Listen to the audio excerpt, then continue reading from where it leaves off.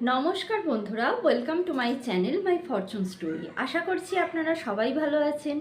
ফিরলাম নতুন ভিডিও নিয়ে। ভিডিওটি সম্পূর্ণ দেখার অনুরোধ রইল। আর ভিডিওটি দেখে যদি ভালো লেগে থাকে তাহলে প্লিজ একটা লাইক করে দেবেন, আর অবশ্যই চ্যানেলটি সাবস্ক্রাইব করে আমার পাশে থাকবেন। আজকের আমার বিষয়বস্তু হচ্ছে, আমি আজকে আমার কি বলবো, ওয়ার্ড্রব বলবো, মানে ওয়াল ওয়ার্ড্রব বলবো, নাকি এইটার আমি ঠিক নাম জানি না, সানসেটের ওপর কভার করা এটা বলবো, আমি ঠিক নাম জানি না। আমি এটা আগেই স্বীকার করে নিচ্ছি। তো এটাকে আমি মোটামুটি ওয়াল ওয়ার্ড্রব বলতেই পারি। তো সেইটা দেখুন আজকে আমি কিভাবে মানে সমস্তটা সাজিয়ে নিচ্ছি, সেটা আপনাদের কাছে আমি দেখাবো। তাহলে চলুন ভিডিওটি স্টার্ট করি। এই যে এইটাকে আমি বলছি আমার ওয়াল ওয়ার্ড্রব। এইটা ওয়ালেই করা হয়েছে, এই যে ঢালাই করাটা এটা আগেই ছিল, আর এটাকে পুরোপুরি কভার করে নেওয়া হয়েছে জিনিসপত্র রাখার জন্য। এটা অনেক বাড়িতেই থাকে। তো এটাকে আমি ওয়াল ওয়ার্ড্রব হিসেবেই বলছি, কারণ আমি আবার স্বীকার করে নিচ্ছি যে এটাকে আমি ঠিক কী বলে সেটা জানি না। তো চলুন আজকে কিভাবে এটাকে আমি গোছাচ্ছি, কি কি রাখছি সেটা আমি দেখিয়ে দিচ্ছি। আর যদি আপনাদের মনে হয় যে এখানে আরও অন্য কিছু রাখলে ভালো হতো, প্লিজ আমায় কমেন্ট করে জানিয়ে দেবেন। এই ওয়ার্ড্রপটা যখন তৈরি হয়েছে তারপর থেকে বাড়িতে আসা পর্যন্ত এখানে আর আমার হাত দেওয়া হয়নি। আর একটু অপেক্ষাও করছিলাম এর মধ্যে যে ওই যে রডগুলো লাগানো হয়েছে সেটার জন্য। তো মিস্ত্রি এসে রডও লাগিয়ে দিয়ে গেছে, সেটা তো আমি আগেই আপনাদের কাছে দেখিয়েছি। তো রড লাগিয়ে দিয়ে যাবার পর এবার আমি পুরোপুরিভাবে গোছাবো। কারণ দেখুন, একটা জিনিস বারবার যদি গোছাতে হয় তখন কত সমস্যা হয়। একটা জিনিস একবার গুছিয়ে রাখলাম ঠিকঠাক মতো, আবার দুদিন পর সেগুলো নামিয়ে যদি আমার রডটা না লাগানো হতো, সেটা আমাকে আবার নামাতে হতো, আবার লাগাতো, আবার আমি গোছাতাম। তো এইভাবে অনেকটা আমার সময় চলে যেত। আর জানেনই তো, আমি এটা বলেইছি আগে যে আমার ছেলের স্কুল অনেক দূরে, সেখানে গিয়ে আমাকে থাকতে হয়। আবার অনেক দিন হাজব্যান্ডের সঙ্গে চলেও আসি, আবার কোনো কোনো দিন নিজেও দিয়ে আসি, আবার চলে আসি। কিন্তু এইভাবে যাতায়াতের জন্যই আমার সময়টা অনেক বেশি চলে যায়। তো সেই জন্য বাড়ির কাজ না খুব একটা বেশি আমি করে উঠতে পারি না। এই সব কাজগুলো তো একদমই হয় না। যখন অনেকটা ছুটি থাকে, বেশ কিছুদিন ছুটি থাকলে, তখন আমি এই কাজগুলো করে নিতে পারি। তো সেই জন্য আমি একটু ওয়েটও করছিলাম। আর তারপর থেকে এই পর্যন্ত আমি সময়ও পেলাম, দুটোই একসাথে। আর মিস্ত্রি এসে তো রড লাগিয়েই দিয়ে গেছে। তো সেই জন্য আমি এইখানে আমি রাখবো, একটা সিদ্ধান্ত নিয়েছি যে শাড়িগুলো দেখুন, আমার তো খুব একটা বেশি পরা হয় না, খুব অকেশনালি আমি শাড়ি পরি। সবসময় শাড়ি পরা সম্ভবও নয়, বাসে ট্রামে উঠতে হয়, আমি পায়ে জড়িয়ে পরেই যাব। তো এখন কুর্তি আমার পক্ষে সব থেকে ভালো, জিন্সও ভালো, কিন্তু এই গরমে না পরতে পারি না, আমি ঠিক কমফোর্ট ফিল করি না। তো শাড়িগুলোকে আমি ভাবলাম যে এখানেই তুলে দিই। যখন অকেশনালি পরি, তো অকেশনের সময় সেটা বার করা যাবে, বার করে পরতে পারবো। এটা যদি এখন এতটা উঁচুতে থাকে তাহলে কোনো সমস্যা হবে না। তাই আমি শাড়িগুলোকেই ওপরে তোলবার সিদ্ধান্ত নিলাম। আর দেখুন, এই হ্যাঙ্গারগুলো আমি অনলাইন থেকে কিছুদিন আগেই অর্ডার করে আনিয়েছি। যেহেতু এই হ্যাঙ্গারগুলোর মুখগুলো বেশ বড় বড়, তাতে করে দুটো করে শাড়ি আমার অনায়াসে হয়ে যাবে। আর দুটো করে শাড়ি আরও রাখছি কেন, কারণ ওখানে জায়গা তো খুব একটা বেশি নেই।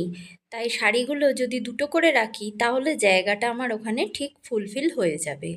আর একটা করে শাড়ি যখন আমি প্রয়োজনের সময় সরিয়ে সরিয়ে দেখব, তখন আমি দেখতেই পাবো যে কোন হ্যাঙ্গারটায় কী রঙের শাড়ি আছে, বা কোনটা আমার প্রয়োজন সেটা আমি প্রয়োজন অনুযায়ী বারও করে নিতে পারবো। তো সেইভাবেই আমি সব শাড়ি অ্যারেঞ্জ করলাম, আর এইভাবে টাঙিয়ে রেখে আমি সব কিছু ঠিকঠাক করে নিলাম। ওপরের তাকটায় আমি আর হ্যাঙ্গার দিয়ে ঝোলাবো না, কারণ ওপরের তাকটা বেশ উঁচু হয়েছে। ওইখানটা যে শাড়িগুলো পাট করে রাখা যায়, পাটে পাটে রাখা যায়, সেইগুলোই আমি রাখছি। আসলে শাড়ি খুব একটা প্রয়োজন হয় না, আর যখনই মানে অকেশনালি বলেইছি আগে যে দরকার হবে, তখন ওই একটা শাড়ি টানলে আর সবটা শাড়ি পরে যাবার চান্স থাকবে না। আমি সেইভাবেই সব ঠিকঠাক করে নেব। আর এই যে দেখুন, এই শাড়িগুলো প্লাস্টিকে মুড়ে মুড়ে রাখছি। এই শাড়িগুলো আমার বড়দি দিয়েছিল। কবে দিয়েছে? শাড়িগুলো এখনও নতুন আছে। আর এই শাড়িটা পুরী থেকে কেনা। প্রায় আমার মা দিয়েছিল, আজ থেকে প্রায় 10-11 বছর আগে হয়ে গেল। শাড়িটা আমার এখনও পরা হয়নি। আর এই লাল পাড় সাদা শাড়িটা যখন আমার বাবা চলে গেলেন পৃথিবী থেকে, তখন আমার মা আমাকে দিয়ে দিয়েছিল অকেশনালি পুজো টুজো পরবার জন্য। এই শাড়িটাও রেখে দিয়েছি। লাল পাড় সাদা শাড়ি অনেক সময় তো প্রয়োজন হয়, তখন পরি। এই শাড়ি, এই লাল পাড় সাদা শাড়িটাও আমার মায়ের, প্রচুর পরেছি। তারপরে আমার গোছানো হয়ে যেতে এবার আমি এলাম সায়াগুলো রাখতে ঠিকঠাক করে। প্রচুর সায়া আছে আমার। আর বিয়ের সময় আমাকে কি করেছিল, আমার শ্বশুরবাড়ি থেকে তত্ত্বে যে কটা শাড়ি দিয়েছিল, সেই কটা শাড়ির প্রত্যেকটাতেই সায়া দিয়েছিল। আর এছাড়াও আমি যখন আমি সায়া মানে শাড়ি পরতাম, যখন আমি আর কি স্কুলে চাকরি করতাম, তখন তো আমাকে প্রায়ই শাড়ি, মানে প্রায় কেন, ড্রেস কোডই ছিল শাড়ি। তো তখন আমাকে অনেক সায়া কিনে রাখতে হয়েছিল। তখন আরও বেশ কিছু আর কি, প্রচুর সায়া আছে। তো এইভাবে আমি সমস্তগুলোই গুছিয়ে নিচ্ছি। আর এই রকম দেখুন, এই যে ইয়োলো শাড়ি, ইয়োলো সায়া। তো ইয়োলো সায়ার সঙ্গে একটা অনেকগুলো শেডের আর কি আমার সায়া আছে। তো এইভাবেই আমার সায়া প্রচুর আছে, আর প্রত্যেকটা শাড়ির সাথেই প্রায় আছে। তো সেগুলো ছোটোখাটো করে গুছিয়ে নিলে আমার রাখতে সুবিধে হবে।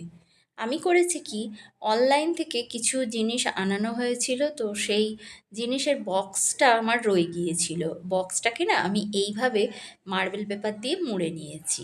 এটা দেখুন বেশ সুন্দর হয়েছে। আমার আর পয়সা লাগলো না।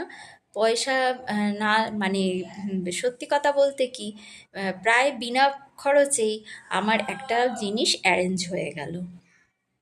আর এই বক্সটার ভিতরের দিকে আমি মার্বেল পেপার দিইনি, কারণ মার্বেল পেপার দিলে কি হবে, আমি এখানটা পেপার দেবো তো মার্বেল পেপারটা বেকার হয়ে যাবে। আর পেপারটা কেন দিচ্ছি, পেপার দিলে শুনেছি যে কাপড় কাটা যে পোকা হয়, সেইটা হয় না। আমরা বাপের বাড়িতেও আলমারিতে পেপার দিয়েই রাখতাম, কিন্তু তাতেও আমাদের কোনো দিন এই কাপড় কাটা পোকার সমস্যাটা হয়নি। তারপরে ন্যাপথালিন, কর্পূর এগুলো তো আছেই, কিন্তু এখন যেহেতু আমার কাছে কর্পূর ন্যাপথালিন নেই, সেহেতু আমি দিতে পারছি না, তাই পেপার দিয়ে আর এইভাবে আমি অ্যারেঞ্জ করে সায়াটা রেখে দিলাম। কারণ যখন যেটা আমার দরকার হবে আমি খুব তাড়াতাড়ি মানে টেনে নিতে পারবো আর কি। তো শাড়ির পাশেই আমি সায়াগুলো অ্যারেঞ্জ করে রেখে দিলাম। এবার দেখুন, আমার ফার্স্ট খোপটা সাজানো হয়ে গেল। একটু আধটু জায়গা আমি ফাঁকা রেখেছি, যদি প্রয়োজন হয় সেই জায়গাটায় আমি আবার অন্য জিনিসও রাখতে পারবো। দেখে নিন কেমন হয়েছে সাজানোটা। ব্যাস, এরপর আমি এটা ক্লোজ করে দিলাম। এই ডোরটা ক্লোজ করে দিয়ে এবার আমি চলে যাব নেক্সট পার্টে। নেক্সট খোপের জন্য আমি রাখছি এই যে ব্যাগ। এই ব্যাগটা না আমার অনেক দিনের আর ভীষণ কাজের। আমি যখন কোথাও বাইরে বেড়াতে যাই, তখন এই ব্যাগে করেই আমি আমার সমস্ত জিনিস নিয়ে যাই।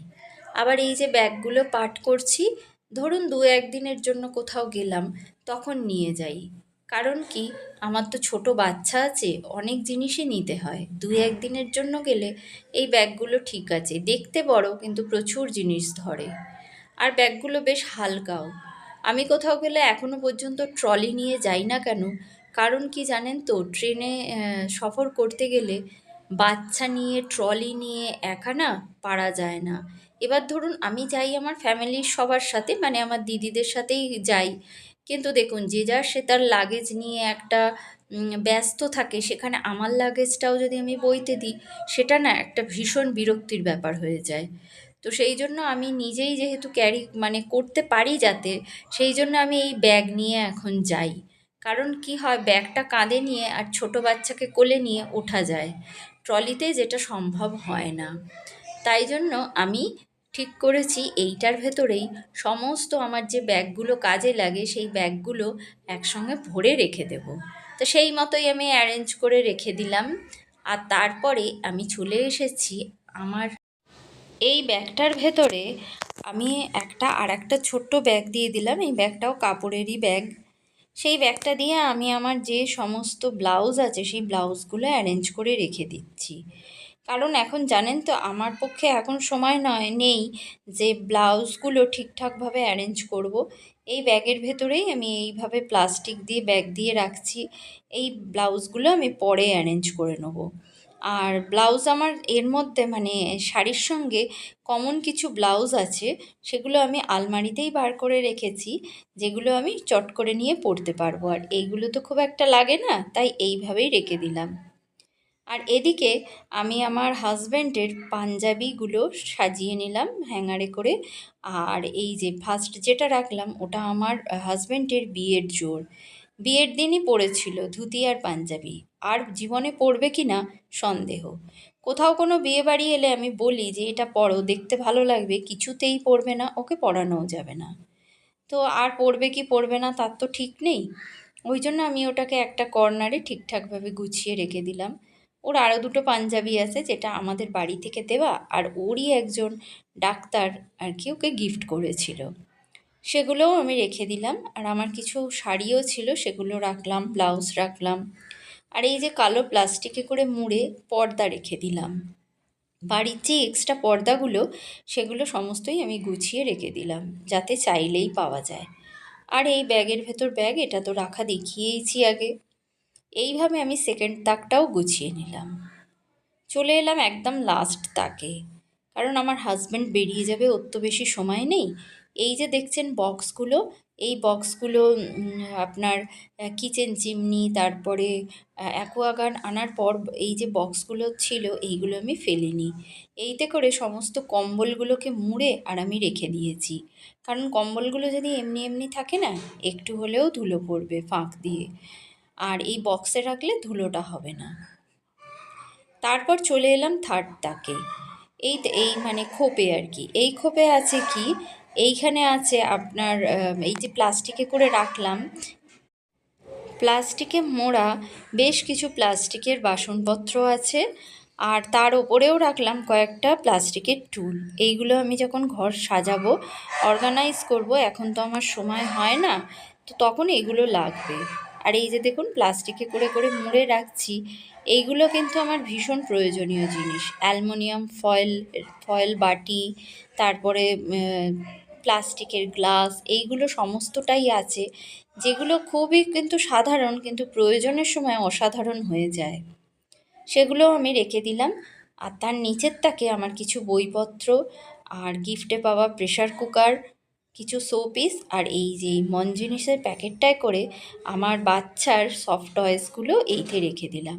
আর কিছুটা জায়গা এখানেও আমি ফাঁকা রাখলাম, যাতে আমার প্রয়োজন মতো চট করে কিছু আমি এখানে রাখতে পারি। তো এইভাবেই আমি সমস্ত আমার তাকটা সাজিয়ে নিয়েছি। দেখুন আমি প্রথম থেকে দেখাচ্ছি। প্রথম তাকে এইভাবে শাড়ি ব্লাউজ রেখেছি, তারপরে আমার হাজব্যান্ডের পাঞ্জাবি, আর আমার শাড়ি ব্লাউজ, আর অত্যন্ত প্রয়োজনীয় পর্দা, ব্যাগ। আর এইটাকেও আমার দেখতে, এই তাকটা দেখতে বেশ মানে ভালো লাগছে না ঠিক মতো, কিন্তু জানেন তো সব জিনিসগুলো আমার ভীষণ ভীষণ প্রয়োজনের। আর এইটাকে রেখেছি এই যে কম্বলগুলো, যেগুলো আমি দেখাইনি, কিন্তু এতে কম্বল আছে। এবার দেখুন তো কেমন লাগছে আমার সমস্ত তাকটা, আর গোছানোটা কেমন হয়েছে অবশ্যই বলবেন। যখন সব গোছানো হয়ে গেছে, এবার এইটা ডোরটা তো ক্লোজ করবার দরকার আছে, তো এই ডোরটা ক্লোজ করবার কাজটা আমার দিব্য সোনা করে দিচ্ছে। দেখুন তো ও ঠিকঠাকভাবে ডোরটা ক্লোজ করতে পারছে কি না দেখুন। আর এই লাস্টের ডোরটা ও ঠিকমতো দিতে পারছিল না, তার জন্য আমি ওকে একটু হেল্প করে দিলাম, ওরই ব্যাট দিয়ে ডোরটা বন্ধ করে দিলাম। দেখুন, তাহলে আপনারা দেখলেন আমি আমার ওয়াল ওয়ার্ড্রপটা কিভাবে সাজিয়ে নিলাম। আমি আবারও বলছি যে ওটাকে কি বলে আমি জানি না, তবে ওয়াল ওয়ার্ড্রপই আমি বললাম। তো প্রত্যেকটা আমি খোপ কিভাবে সাজিয়ে নিলাম সেটা আপনারা দেখলেন। আর অবশ্যই আমাকে কমেন্ট করে জানাবেন যে এইটা এইভাবে সাজানোটা আমার ঠিক হয়েছে নাকি অন্য কোনোভাবে সাজালে ভালো হতো। আর যে সমস্ত জিনিসগুলো মানে মনে হচ্ছে যে প্লাস্টিকে মুড়ে মুড়ে রাখা হয়েছে, দেখতে বেশ বাজে লাগছে, তো আমি সেগুলো বলবো কি যে ওগুলো আমার প্রচণ্ড মানে প্রচুর প্রচুর ওগুলো প্রয়োজনীয় জিনিস। যখন প্রয়োজন পড়ে না ওইগুলোই আর কি গুরুত্ব একবারে 1000 গুণ বেড়ে যায়। তো দেখতে খারাপ হলে কি হবে, আমার প্রয়োজনও তো আমার সঙ্গ দেয়। সেই জন্য ওইগুলোকে আমায় ওইভাবেই প্লাস্টিকে মুড়ে রাখতে হয়েছে। যতই কভার থাকুক তার মধ্যেও কিন্তু ধুলো একটু আধটু ঢোকেই আর কি। তো সেই জন্য আমি প্লাস্টিকটাই কভার করে রেখেছি। তো আজকে আমি ভিডিওটা এই পর্যন্ত রাখলাম, ফিরবো নতুন ভিডিও নিয়ে। ততক্ষণের জন্য সবাই ভালো থাকবেন, সুস্থ থাকবেন, ভগবান সবার মঙ্গল করুন।